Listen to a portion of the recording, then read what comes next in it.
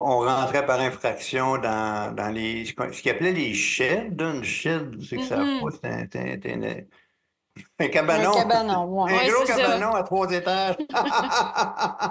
Qui était un bâtiment, je cherchais un bâtiment qui était annexé à la maison, qui était sur 3 étages avec des escaliers. C'était tout en bois, ça. Puis les gens se servaient d'entrepôt pour les locataires, les propriétaires. Puis c'était des vannes à feu. Écoute, quand le feu pognait là-dedans, là, c'était fini, tout flambait, là, un peu comme Notre-Dame de Paris, là. On Mhm. l'appelait la forêt, là, toi. Ben, c'était ça. Aujourd'hui, à Montréal, c'est interdit. Ils ont tout démoli ça parce que c'était dangereux, là. Sans compter que des gens pouvaient mourir dedans. Fait que voilà. On faisait des mauvais coups dans les sheds. C'est ça. Puis comment est-ce que la décision est arrivée qu'on t'envoie en pensionnat? Ben, en fait,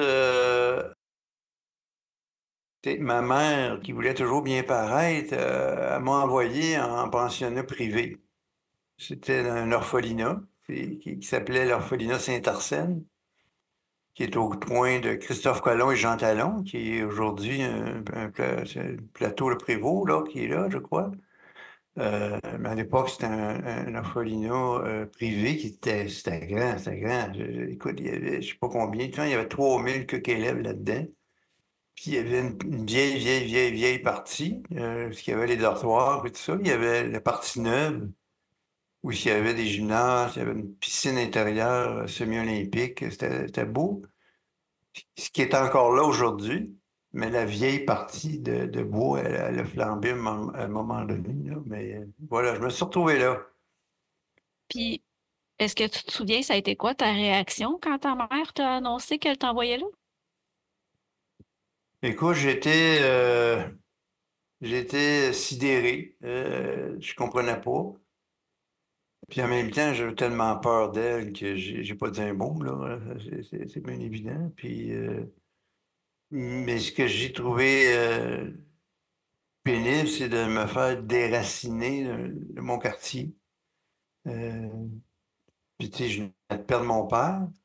Puis, il y a eu aussi un élément déclencheur que, quand mon père est décédé, il y a un cousin de la famille qui dit, ah, je vais m'occuper de Luc en fin de semaine, et qui m'a emmené à son chalet. Puis, il m'a violé. Fait que j'ai été violé. Inutile de dire que c'est pénible. Me faire voler mon âme, littéralement.